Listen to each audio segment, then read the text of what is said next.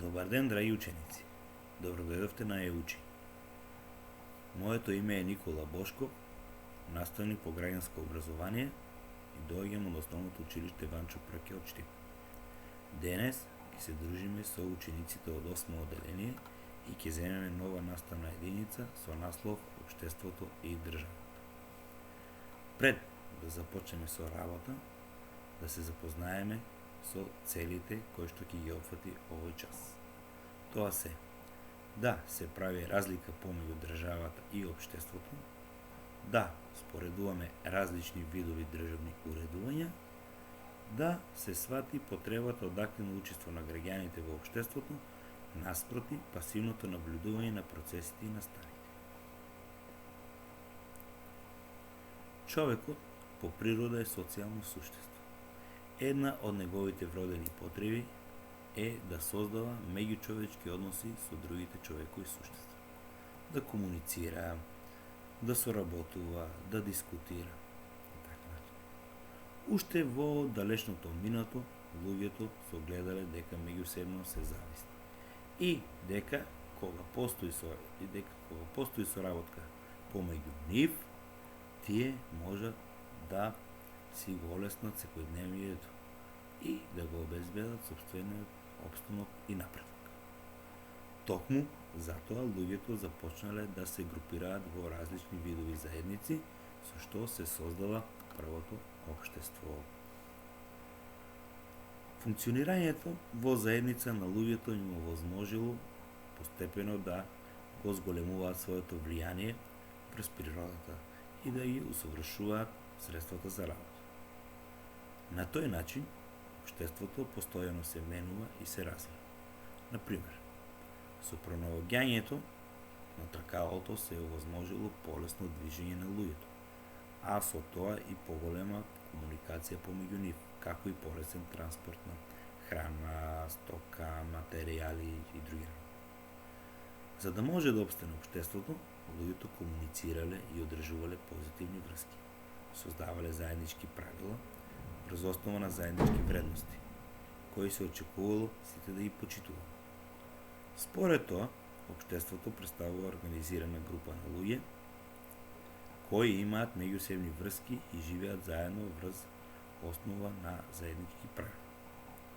Со текот на времето се појавила потребата за постоење на институции, односно формално воспоставени органи, што функционираат врз основа на јасно поставени правила, преку кои луѓето на организиран начин може да ги остварат своите потреби.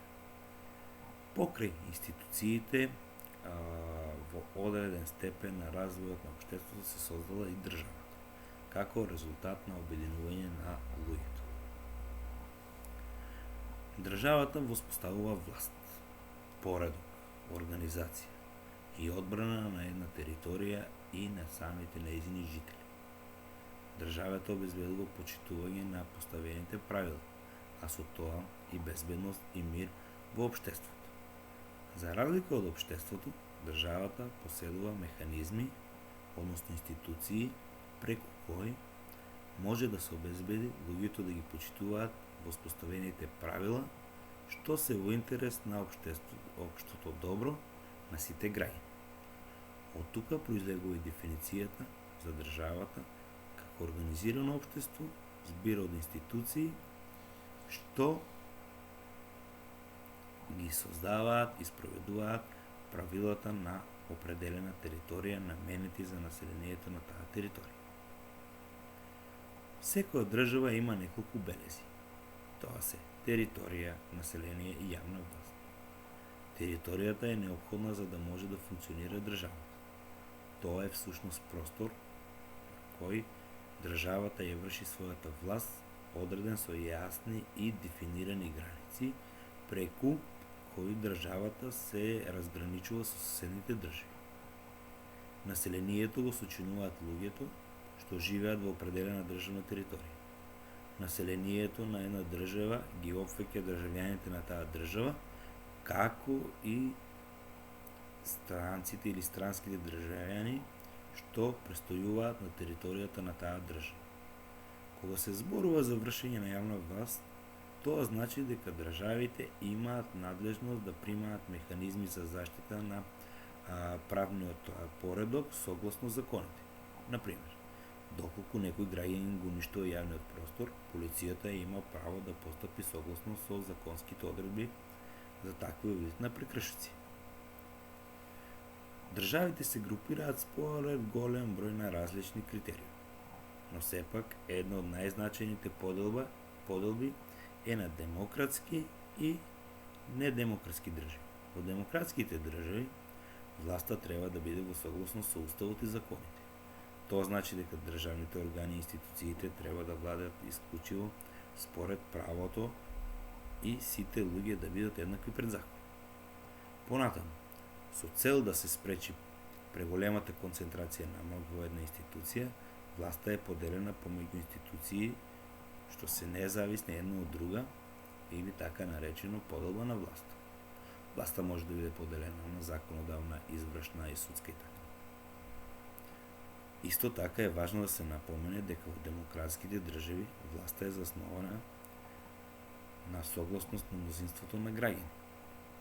Односно, таа е во раците на избраните представници по пат на фер, слободни, повеќе партиски и демократски избори. Политичката, но и општествената и економската разновидност предонесуваат за подобрување на општото добро на сите граѓани. На овој начин се поттикнува соработката помеѓу сите граѓани и групи во општеството. Се разменуваат различни идеи и ставови и на граѓаните им се овозможува да донесат информирани одлуки за прашањето на нивниот интерес. Во сите демократски држави уставот и институциите гарантираат заштита на основните човекови права и тоа на сите граѓани, без исклучок. Тоа значи дека покрај тоа што постојат соодветни закони, во државата има и ефективни институции преку кои што луѓето може да си ги остварат и да ги заштитат своите права. За разлика од демократските, во недемократските држави горе наведените елементи не се почитуваат и се значително намалени. Во нив не постои заложба и заштита и почитување на човековите права.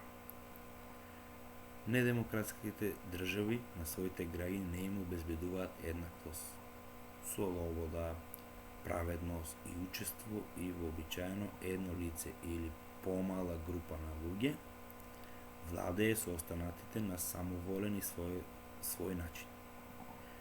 Тешко е да се измери колку е демократско некое општество, особено затоа што демократијата во државите не е за секојаш обезбедена, туку постојано се унапредува. Сите знаеме дека новиот концепт на овој наш предмет содржи и некои други цели, како што се активност, иницијативи и ред други работи. Еве еден предлог за активност во заедницата. Организирајте работилница за вас и за другите ученици во училиштето во форма на предавање или отворена дискусија со лица што имаат познавање и искуство на тема. Улогата на институциите во заштита на човековите права. Прв чекор е да одредите датум, време и место каде што ќе се одржи во оваа работилница. Потоа треба да поканете лица што имаат познавање од оваа тема, например представници на институции, представници од локални младински совет во општината и други. Информирајте и горе наведе говорниците и побарете да одржат кратко предавање или курс говор.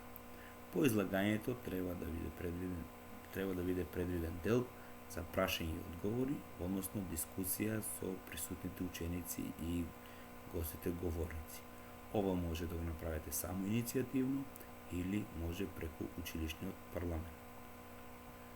За овој час толку и ви благодарам на вниманието и се гледаме во некоја наредна прилика.